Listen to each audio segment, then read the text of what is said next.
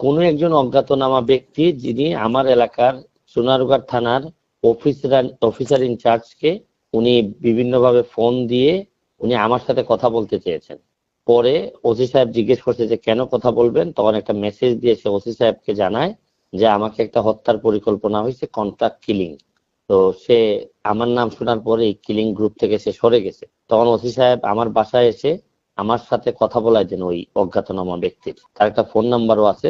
তখন সে আমারে বললো যে আপনি 2-3 দিন সাবধানে থাকবেন এবং এটার সাথে বড় বড় লোকজন জড়িত।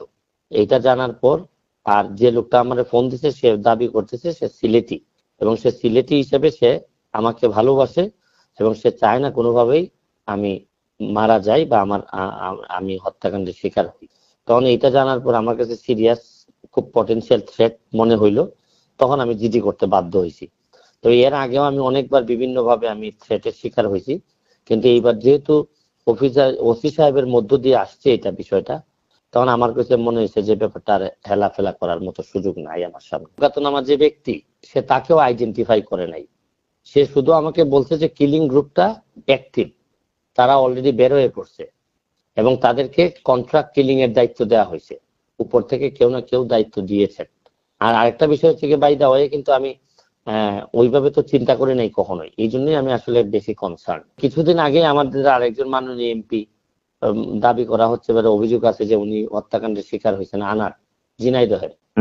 তো উনি হওয়ার পর তো বিষয়টা তো আসলে আমাদের সবার জন্য, সব এমপিদের জন্য একটা অ্যালার্মিং। তো এই গ্রাউন্ডে যখন এরকম একটা জিনিস আসে তখন আমার জন্য তো বিষয়টা খুব কনসার্ন হওয়ার মতো। আমি তো আসলে অনেকগুলা দুর্নীতি বিরোধী কাজের সাথে আমি জড়িত। কারো কারো বিরুদ্ধে ব্যক্তিগতভাবেও আমি মামলা করেছি, কারো কারো বিরুদ্ধে আমি সংসদে কথা বলেছি, আমি মাননীয় প্রধানমন্ত্রীর সামনে কথা বলেছি, স্পিকারের সামনে কথা বলেছি। তো আসলে এগুলা তো এখন আইডেন্টিফাই করা আমার জন্য ডিফিকাল্ট। এটা আসলে একমাত্র পুলিশই আইডেন্টিফাই করতে পারে বা অন্যান্য এনফোর্সিং এজেন্সি যারা, তারাই বলবে যে আসলে আমার থ্রেটটা কতটুকু। আমি চাচ্ছি না যে মৃত্যুর পরে আমার মৃত্যুর পরে শোক প্রস্তাব হওয়ার চেয়ে মৃত্যুর আগে কিছু না কিছু অন্তত সবাই মিলে যদি কেন আমার মৃত্যু হবে এটা যদি নিশ্চিত করতে পারেন তাহলে আমার জন্য ভালো হয়।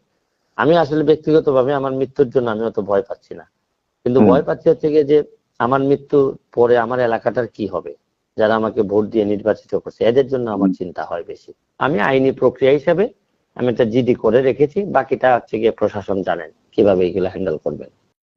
সবার কাছে অনুরোধ, আজকের এই ভিডিওটি সবাই সর্বোচ্চ শেয়ার করবেন, কারণ আপনারা জানেন সুমন ভাই একজন ভালো ব্যক্তি, তাকে এরকম হুমকি দিয়েছে মেরে ফেলার। তাই সবাই শেয়ার করে সবাইকে দেখার সুযোগ করে দিবেন।